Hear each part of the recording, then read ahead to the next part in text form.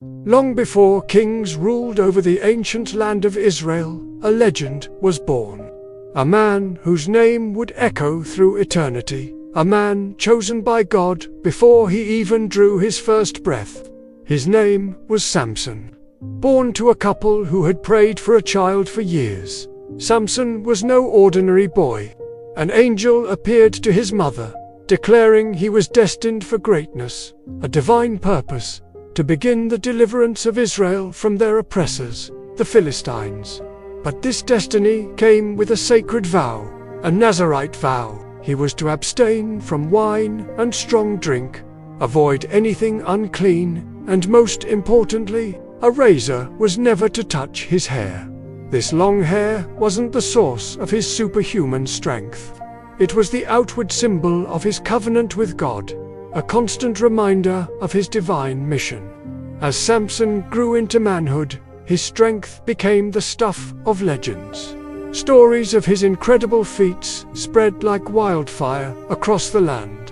One day, traveling to a neighboring town, he was confronted by a young lion, roaring and ready to pounce. Without a weapon, Samson was filled with the Spirit of the Lord and tore the lion apart with his bare hands, as if it were a young goat. This was just the beginning. The Philistines, hearing of this powerful Israelite, constantly sought to subdue him. They sent an army of 1,000 men to capture him. Samson, finding only the fresh jawbone of a donkey, used it as his weapon. In a whirlwind of divine fury, he struck down the entire army, a single man against 1,000. No chains could bind him, no ropes could hold him. He would snap them apart as if they were threads scorched by fire. The mere mention of his name, Samson, struck fear into the hearts of his enemies. He was invincible, a one-man army, a champion for his people. But even the strongest of men have a weakness. For Samson, it wasn't a sword or a spear, it was his heart. In the valley of Sorek, his eyes fell upon a woman of breathtaking beauty, a woman named Delilah. Her allure was captivating, her charm irresistible. Samson was utterly smitten, falling deeply in love with her. The Philistine rulers, who had failed to defeat Samson through brute force, saw their chance. They saw a new weapon, one far more subtle and dangerous: deception. They approached Delilah in secret, their pockets heavy with silver, their words dripping with poison and promise. Seduce him, they urged, and find the source of his great strength. Tell us how we can overpower him. Do this, and each of us will give you 1,100 pieces of silver. The sheer weight of this treasure, a fortune beyond her wildest dreams, was too much for Delilah to resist. Greed clouded her heart, and she agreed to betray the man who loved her. The manipulation began. Night after night, Delilah would weave her web of seduction and deceit.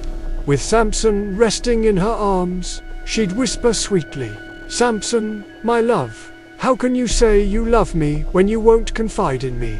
Tell me the secret of your great strength." The first time, Samson, perhaps sensing a game, lied.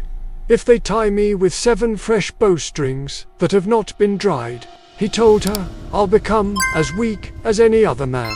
So, while he slept, Delilah tied him with the bowstrings and shouted, "The Philistines are upon you, Samson." He snapped the strings as if they were single threads. Delilah pouted, her disappointment a mask for her frustration. "You've made a fool of me," she said. "Now tell me the truth." Samson lied again. "If they tie me securely with new ropes that have never been used, I'll become weak." Once again, she tied him. The Philistines lay in wait, and once again he broke the ropes from his arms as if they were thread. Delilah's persistence was relentless. "Until now, you have mocked me and told me lies," she complained. "Tell me how you can be tied." This time, Samson's lie was more elaborate. "If you weave the 7 braids of my head into the fabric on the loom and tighten it with the pin, I'll become weak." So Delilah lulled him to sleep, wove his hair into the loom, and once more cried out the warning. Samson awoke and pulled up the loom, pin, fabric, and all.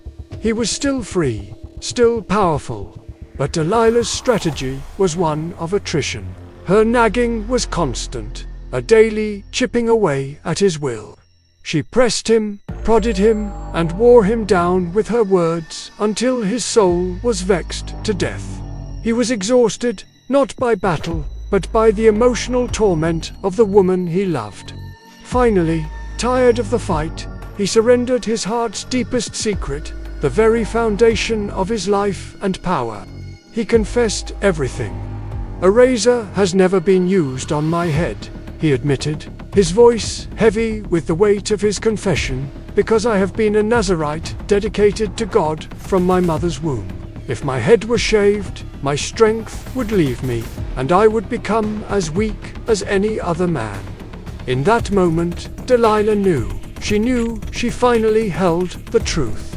She sent a message to the Philistine lords, "Come up once more, for he has told me all his heart." As Samson slept peacefully on her lap, she signaled a man waiting in the shadows. The cold steel of a razor glided across his scalp, and his 7 braids, the symbol of his sacred vow, fell silently to the floor. Then she shouted for the last time, "The Philistines are upon you, Samson." He awoke, thinking he would shake himself free as before, but he did not know that the Lord had left him. His strength was gone. The mighty warrior was powerless. The Philistines seized him. They showed no mercy. They gouged out his eyes, plunging him into a world of eternal darkness. They bound him with bronze shackles and took him to their city of Gaza. There, the man who had been Israel's champion was reduced to a slave, forced to grind grain in a prison, a task reserved for the lowest of servants. He became a source of amusement for his enemies, a monument to their victory. They mocked him, jeered at him, celebrating their triumph over the man they had once feared. But in their arrogance, the Philistines overlooked one small, crucial detail.